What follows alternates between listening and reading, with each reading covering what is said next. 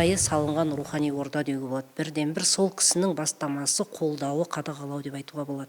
Бұл жерде спорт клубымызда спорттың 12 түрі бар.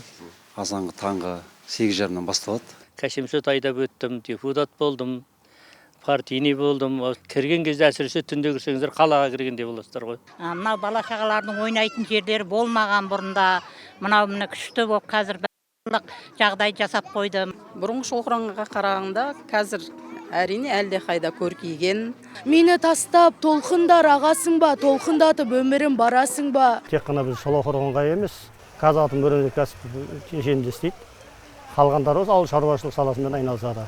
Азанмен апалар келеді, көкелері келеді, сағат 5-тен бастап осы жерде жаттығуларын жасайды. Ассалаумағалейкум, көз қарақты көрермен, берекелі өңір хабарының кезекті шығарылымын біз Түркістан облысы Созақ ауданы Шолаққорған ауылынан жалғастыратын боламыз.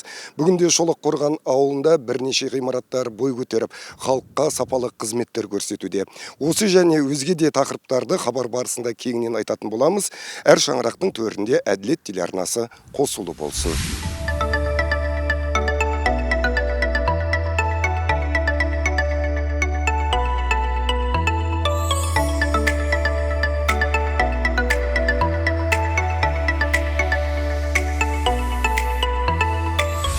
Қымбатты көрермендер, бүгінгі таңда Шолаққорған ауылында халыққа қызмет көрсететін орталықтар жаңадан бой көтеруде. Солардың бірі жаңадан пайдалануға берілген кітапхана. Бұға дейін кітапхана қызметкерлері аудандық мәдениет үйінің ғимаратында отырған болатын. Ал дәл қазір жаңа ғимаратқа көшіп, яғни халыққа ұдайы қызмет көрсетіп жатыр. Ендеше кітапхананың жұмысымен танысайық. Кеттік, жүріңіздер. Кітапхана осы жылдың, яғни 26 жылдың қаңтар айында табысталған екен. Бұлай қарасақ, мына жерде басшылық құрамында тұрау, ендеше өздерімен тілдесіп көрейік. Саламатсыздар ма? Республикалық Әділет телеарнасынан есімім Бағлан Оралханұлы. Жалпы мынау кітапханаларыңыздың сыртынан көріп, бір рухани біз де аз қалып келе жатырмыз. Жалпылама кітапхана туралы қысқаша айтып өтсеңіз, қашан пайдалануға берілді? Мен осы кітапхананың директоры боламын, Майысова Нұржамал Әбілжанқызы. Жалпы кітапханамыз осы биылғы жылы, енді тікелей айтып кете берейік, аудан басшымыз, аудан әкімі Тұрысбек Мұхит Сексенбайұлының бірден бір басшылығымен, сол кісінің осы аудандық бюджеттен қаржыландыруымен арнайы салынған рухани орда деуге болады. Бірден бір сол кісінің бастамасы, қолдауы, қадағалау деп айтуға болады. Кітапхана өте сапалы, жақсы салынған. Бұған біз дәл сол 30 қаңтар қыстың қақап тұрған уақытында келдік. Қыста бұлай жақсы жылы болды. Бұның жылуы жаңа центральный немен модульный, орталықтандырылған емес, модульный, орталықтандырылған жеке модульный котельіміз бар. Жалпы кітапханада барлық жағдай қарастырылған, арнайы актовый зал бар, 100 адамға дейін кез келген іс-шараны өткізе беруге. Сонымен қатар көптеген дөңгелек үстелдер, басқада да конференциялар, семинарлар өткізуге арнайы кәдімгі заманауи үлгіде істелінген конференция залымыз бар. Одан бөлек бір отырғанда 70 адамға дейін қамтылатын жеке жаңағы читальный залымыз бар, оқу залымыз бар. Одан бөлек бізде балалар кітапханасы, балалар бөлімі бар арнайы бөлек. Олардың да 20-30 балаға дейін қамтитындай арнайы өзінің оқу залдары бар. Жалпы енді кітапхананың бірінші құрылысы бойынша, енді біз құрылысшы емеспіз, бірақ адам ретінде сезінгеніміз өте сапалы салынған ғимарат. 2 қабатты болғанмен бізде астында жертөле бар. Ол да бір қабатқа жатады. Ол да дәл осындай әппақ, жарықтандырылған, керемет жасақталған біздің бүкіл кітап қорымыздың сақталатын орны. Ол жақта өте жақсы жағдай жасалынған. Сондықтан бұрынғыдай емес, қазір кітаптарымыздың бәрі арнайы сөрелерде, арнайы тақталардың үстінде рет-ретімен кәдімгі абонемент сияқты жасақталып, сақталып тұр. Жалпы кітап қорымыз біздің 500 мыңға жетіп тұр қазіргі таңда. Осы оқыжы бойынша, орталықтандырылған кітапханалар жүйесі бойынша айттым ғой, жаңағы 21 ауылдық кітапханамыз бар. Одан бөлек ауылдандық орталық кітапхана және балалар кітапханасы деп саналады бізде. Сонымен жалпы осындай 24 кітапхана шоғырланған, орталықтандырылған жүйе бұл. Енді аудандық орталықтандырылған кітапханада 7 бөлім бар. 7 бөлімнен құралады. Сонымен қатар 40-қа жуық қызметкеріміз бар осы жерде. Шығармашылық топ бар. Одан бөлек мына ғимаратты ұстап тұру үшін арнайы шаруашылық бөлім ашылды бізде. Жалпы енді жақсы мынау жаңа ғимарат болғаннан кейін біз ойлағанбыз, мынау ауылдың шет жағы болғаннан кейін оқырмандар қалай келеді деп. Шүкір Аллаға, мына ғимаратты көру үшін мынаның ішіндегі барлық мүмкіндік жасалынған, мысалға оқырмандарға. Сондықтан мұнда толассыз оқырмандарымыз келіп жатыр. Өзі тұрақты оқитын оқырмандар бар. Көбісі енді өздерінің үйіне алдырады. Бізге жеткізіп беру де қызметі бар бізде. Сұрайды, звондап сұрайды. Сұраған кітабын біз тауып беріп, жеткізіп бере береміз. Ондай қызметіміз де бар. Жалпы жаман емес.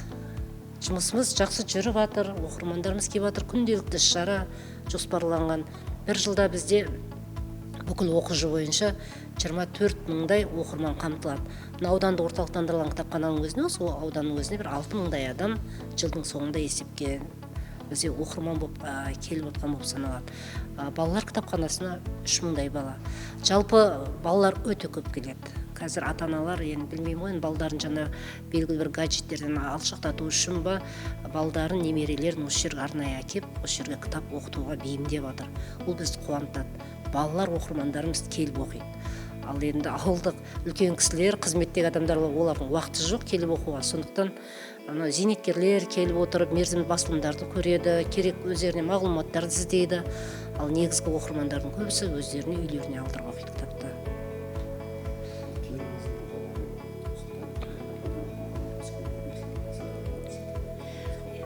Енді жалпы біздің бұл ғимарат берілгелі қазір уже бір 4-5 айдың көлемі болып қалды ғой.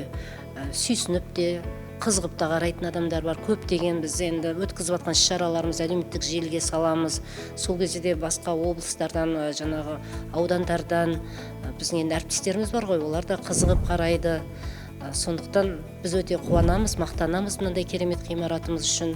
Аудан әкіміне үлкен рахмет айтамыз. Жалпы осы ғимараттың салынуына атсалысқан барлық азаматтарға рахмет білдіреміз. Сонымен қатар барша оқырмандарымызға айтар едім, мынандай керемет уақытта, мынандай керемет заманда, осындай заманауи үлгіде салынған кітапханаға келіп, оқып, рухани дамуларыңызға шақырамын. Келіңіздер, оқыңыздар. Рахмет, сіздерге де оқырмандарыңыз көп болсын, әрдайым биік белестерді бағындыра беріңіз. Қымбатты көрермендер, дәл қазір біз кітапханадан сұхбатымызды жастардың арналған спорт кешеніне баратын боламыз. Яғни салауатты өмір салтын Шолаққорған ауылының жастары қалай қолданып жүр? Арнадан ауыспаңыздар. Бүгінде Шолаққорған ауылында салауатты өмір салтын сақтау мақсатында жастарға арналған спорт кешенінде бой көтерген. Ендеше ғимараттың ішіне кіріп, спортшылардың қалай шұғылданып жатқанын назарларыңызға ұсынатын боламыз. Ендеше кеттік, телеарнадан ауыспаңыздар.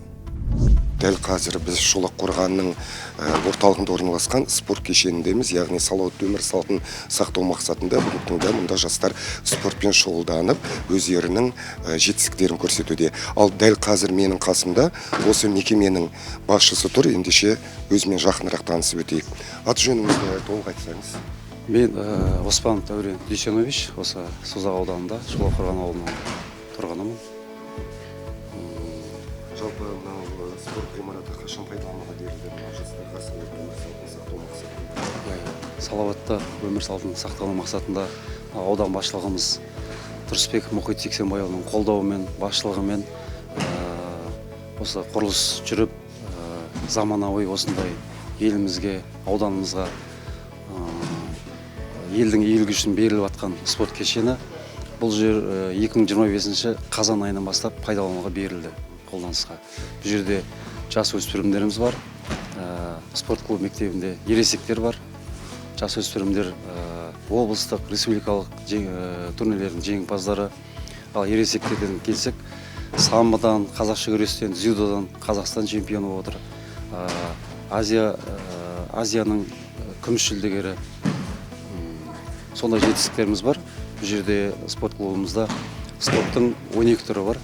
Қазақша күрес, еркін, бокс, самбо, дзюдо, стол теннисі, футзал, баскетбол, волейбол, тоғызқұмалақ, шахмат деген сияқты спорт түрлері бар. Ауданымызда осындай жасөспірімдеріміз осындай облыстық республикалық турнирлердің жеңімпаздары болып отыр. Ересектеріміз Қазақстан, Азия біріншіліктерінде жүлдегер атанып жатыр.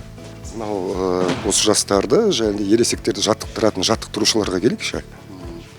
Ересектерді жаттықтыратын жаттықтырушылар тренерлеріміз 30-дай тренеріміз бар. В общем, шұғылданушылар үлкеніміз бар, ересектеріміз бар, жасөспірімдеріміз бар. 646-дай қатысушыларымыз бар. Енді бұл уақытта мынау уақыттың тығыздығы дейміз. Қанша уақытта келіп жаттыға алады? Таңертеңнен кешке дейін ба, жоқ шектелген бір уақыт мерзім бар ма? Бұны жаттықтырушылармен график жасап қойғанбыз. Азанғы таңғы 8:30-нан басталады жасөспірімдер. Енді сабақ үлгеріміне байланысты азанда оқитындар әбетте, әбетте оқитындар азанда деген сияқты. Әр өзі кесте жасап, үлкендер кешкісін жасайды. Жасөспірім кішкентай балапандарды бүлдіршіндеріміз азанғы уақыт жасайды. Сондай сағатына графигіне бөліп жаттығу жасап жасайды. Жалпы енді бүгінгі таңда мынау көп балалар мынау телефон, гаджет дейміз, соған бейім болып кеткен. Ал мынау Шолаққорған ауылының жастары қалай спортқа деген қызығушылығы? Спортқа деген қызығушылығы өте жақсы. Қазір үлкен-үлкен облыс, Қазақстан жетістіктерге жетіп жатыр. Күрестен болсын, футзалдан болсын. Созақ ауданының спорты қарқынды дамып келеді. Алдағы жоспарлармен бөлісейікші, қандай байқау турнирлерге қатысу дайындық үстінде қазір жүріп жатыр? Алдағы уақытта қазір жаттықтырушылармен бәріміз отпускіден енді түсіп жатыр. Оқу жылы енді жаңадан басталып, алдағы чемпионат Қазақстан бокстан, күрестен алдағы жарыстарға тыңғылықты жаттығу үстіндеміз. Алдағы уақытта жарыстарда жеңімпаз боламыз деп сенеміз жастарға. Осы жерде туып өскенмін, осы жерде мына Деу деген мекемеде жол мекемесі дейді, осы жерде 45 жыл жұмыс істеп, бір жерден пенсияға шыққанмын, өмір бақи кәсемсөт айдап өттім, депутат болдым, партийный болдым. Осы Шолаққорған, Созақ ауданын гүлдеуінше кішкентай болса да атсалыстым деп ойлаймын. Бұрынғы Шолаққорған мен қазіргі Шолаққорғанның арасы ат пен түйедей ғой жетті. Қазір әсіресе осы кейінгі 2-3 жылдың ішінде жүде жақсы гүлденіп кетті. Түнде жүрсеңіздер қала деп қоластар, қаншама жаңа мынау неле ғимараттар салынып жатыр. Мысалы тауға дейін 18 километр Түркістанға қарай жүріп, соның екі жағында өмір болмаған тал екті. Талдарымы жайқайлып тұр, жүрген адам рахметін айтады. Түнге қарасын свет жарқырап тұрады. Мынау жаңадан жастарға арнап, үлкен кісілерге арнап кітапхана сап беріп жатыр. Спорт кешендері сап беріп жатыр қаншада. Осы қазір тұрған паркымыздың өзінде мына жерде ойын-сауық балдар ойнайтын үлкен кісілер жаңағыдай спорттық неге денсаулығына пайдалы нәрселер күнде кешке осы жерде почти енді той сияқты болып жатады. Кешке жүдә жақсы ұйымдастырылған. Басқа не айтамын, жақсы, жүдә жақсы болып жатыр. Мына Шымкенттен келе жатсаңыздар да кірген кезде әсіресе түнде кірсеңіздер қалаға кіргендей боласыздар ғой. Жүдә жақсы, рахмет. Қазіргі мынауда аудан әкіміне істеп жатқан жігіттерге, мына селолық әкімдегі жігіттерге де, қыздарға да, бастықтарына да көп алғыстан басқа айтарым жоқ. Тұрғындар біледі ғой енді. Меншілі мақтап кетті деп ойламасын. Көзге де көрініп жатыр ғой істеген еңбектері жігіттерді. Рахмет жігіттерге, ауылдың жігіттеріне әсіресе. Еңбегім шексіз. Бұдан да көркейе берсін. Әлде өзімді бұдан да көркейеді деп ойлаймын енді. Өйткені жақсы болып келе жатырмыз қазір. Өйткені мына басқарып жатқан кісілер жақсы кісілер. Істің ойабын тауып, қаншама тер төгіп істеп жатыр. Халық үшін Шолаққорғанның елі, бала шағасы өсіп өркендей берсін деп қаншама тірліктер істеп жатыр. Сол кісілер дендері сау, бала шағалы араман болсын деп тілеймін. Қаншама осы жерге қаражат жұмсалып жатыр, қаншама нелер болып жатыр. Осының өзін әсіресе мына жастарға айтар тілегім, осы қай жерде жүрсе де тазалық болса екен. Жаңа кейде қарнымыз ашады, кей жерде бір қағаздар нелер жатады. Солардың бәрін жастарға айтарым, бұндай тастамас екен әйтеуір. Өзімізге жақсы ғой, өзіміздің ауданымыз, өзіміздің ауылымыз. Мынау біздің ауданымыз кейінгі кезде жақсы көркейіп жатыр. Мынау бала шағалардың ойнайтын жерлері болмаған бұрында. Мынау күшті болып қазір барлық жағдай жасап қойды. Мынау аудан әкімі Мұхит інімізге рахмет, көп жасасын, бала шағасының рахатын көрсін, еңбегінің жемісін көре берсін, осындай жақсылықтар бола берсін. Ауданымыз күннен күнге көркейіп келе жатыр. Мыңда бір рахмет ертіп алып осы жерге ойнатып, кешке жақын келіп кетіп жүреміз, осы жерде тұрамыз мына көшеде. Жақсы, рахмет. Барлық осы қызмет істеп жүрген балдарға, аудан әкімшілігіне, барлығына көп рахмет. Осындай көркейе берсін ауданымыз. 98 жылдан бері осы Шолқорғанда тұрам. Бұрынғы Шолқорғанға қарағанда қазір әрине әлде қайда көркейген. Аудан әкіміміз жақсы жұмыс жасап жатыр. Көптеген осындай ойын-сауық жерлер, әсіресе тегін, әйтеуір осы балалар өстіп уақыттарын өткізеді кешке қарай. Көшенің жарықтандыруы да, көгалдандыруы да тауға қарай, тазалық жұмыстарын да, жұмысшыларын да жасап жүргенін көріп жүрміз. Жақсы бәрі. Осы Шолқорған ауылының тұрғыны ретінде осы ауылымызды, ауданымызды жалпы көркейтіп, таза ұстауға, таза табиғатты аялауға шақырамын. Аудан әкімдеріне көп рахмет айтамын. Осы ойнайтын жерді салып берген өте күшті. Мен сіздерге қазір осы Мұқағали Мақатаевтың бір әдемі өлең оқып бергім келіп тұр. Мұқағали Мақатаев, ей өмір, дүниенің ағында қарасында мұңқ етпейсің, қабылдап аласың да, қарасымен шаман жоқ таласуға, ей өмір, зымырап барасың ба? Жер мен көктің желпіні барасында, желігесің, түсесің қарасуға, құйын қуған қамбақтай аласұра, ей өмірім, зымырап барасың ба? Мен отырмын теңіздің жағасында, бересің де жоқ оған аласың ба? Мені тастап толқындар ағасың ба? Толқындатып өмірім барасың ба? Шан шығарып ізіңнен құйындаған, барасың ба? Өмірім сыйын баған, сыйын маған, ей өмір сыйын маған, сыйыңды алам мен сенің бұйырмаған. Құрметті көрермендер, хабарымызды түнгі Шолаққорғаннан жалғастырамыз. Дәл қазір менің қасымда Шолаққорған ауылы әкімінің орынбасары тұр. Ендеше өзімен жақынырақ танысып алайық. Аты жөніңізді айтып берсеңіз. Махан Ізбалаев Сатыбалды.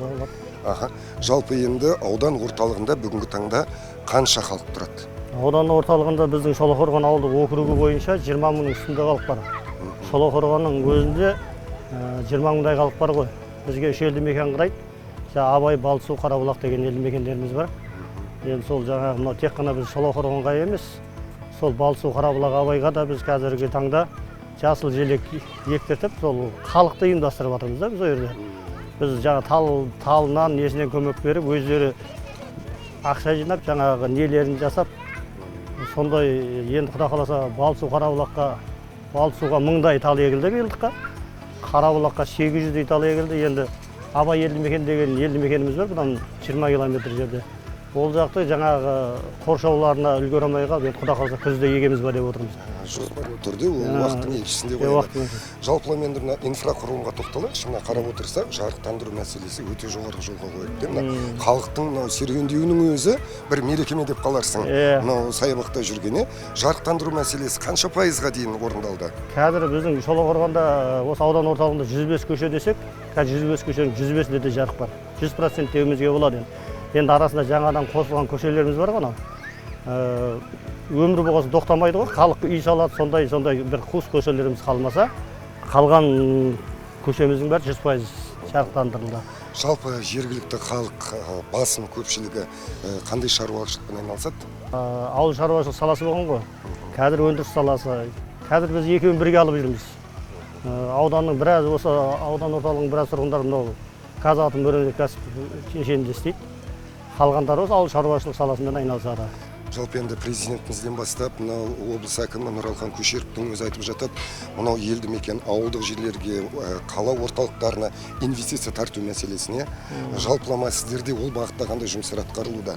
Инвестиция тартуға байланысты көптеген тірліктер алынды. Аудан әкімінің қолдауымен кітапхана берілді. Спорт комплекстерді көріп отырсыздар. Бағана арыламыздар ғой күндіз. Сол сияқты мынау баркаут салынды ғой бізде. Алдында орталық паркте салынған. Соған адамның тығыз болуына байланысты аудан әкіміне өтініш жасап, халық осындай алыс еще ол жерге сыймай жатыр дегеннен кейін осы жастар паркінде көріп отырсыздар. Керемет баркаут, азанмен апалар келеді, көкелері келеді, сағат 5-тен бастап осы жерде жаттығуларын жасайды. Басқа да аудан әкімінің тарапынан көптеген тілектер істеліп отыр бұл аудан орталығына. Жалпы сонымен қатар мынау президентіміз де мына Таза Қазақстан экологиялық акциясын әлі күнге дейін жалғасып жатыр. Жақында өзгерістер енгізілді. Бұл бағытта көгалдандыру, абаттандыру, тазалық жұмыстары қаншалықты жиі өткізіліп тұрады? Тазалық жұмыстары бізде енді күнделікті десек те болады. Бізде ол күн тәртібінен түспеген нәрсе. Аудан әкімінің күнде қадағалауымен біз ойдағырда мынау жасыл желегімізге биылдықтың өзінде мынау кенді Түркістаннан келатқан кезде көрсеңіздер болады талдарда. Сол жерге биылдыққа 7000 дал отырғызылды. Соны күтіп ұстау мынау аптасына мынау Таза Қазақстанға байланысты аптасына 2 мәрте жаңағы қоғам белсенділері бар, ішкі істер органы бар, бүкіл жаңағы сауда орталықтары, көшелер жаңа қазір заңымыз шықты 5 метрге дейін таза ұстау деген байланысты.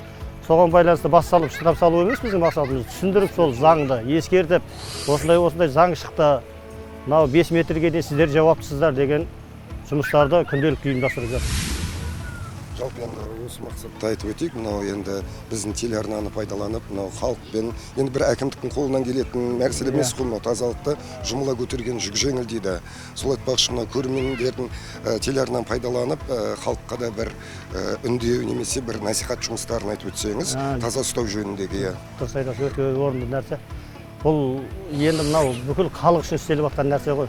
Мынаны адамнан бастап біздің апайларымыз бен ағайларымыз осы жердің бәрін тазалайды. Енді жайлап келеді ғой тәртіпке. Осы нелерді сындырмай, ойын алаңдарын таза ұстаса, мусорлар, қоқыстарды арнайы жәшіктер қойып қойған, соның бәріне салса деген өтініш. Сосын жаңағы Таза Қазақстанға байланысты 5 метрге дейін деп жатырмыз ғой. Сол нәрсені таза ұстап, территорияны. Сондай әркім өз үлесін қосса тазалыққа. Сол кезде ауылымыз, еліміз таза болады деп ойлаймын. Келген қонақтар да риза болып кетеді. Келген қонақтардың бәрі. Рахмет. Бүгінгі мынау түнгі шолақ қоранды көріп, мынау халықтың серуендеуін көріп, әрине халықтың жағдайы біршама жақсарып келе жатқанда байқадық. Мынау тұрғындардың өзінің сұхбатының өзінен де білініп отыр. Рахмет, жұмыстарыңызға сәттілік. Жұмыс жасаудан ешқашан жалықпаңыздар. Қымбатты көрермендер, осымен берекелі өңір хабары тәмам. Ендігі ауыл сіздің ауылыңыз болуы мүмкін. Сондықтан да Әділет телеарнасы әр шаңырақтың төрінде қосылы болсын. Келесі кездескенше сау, сәлеметте болыңыздар.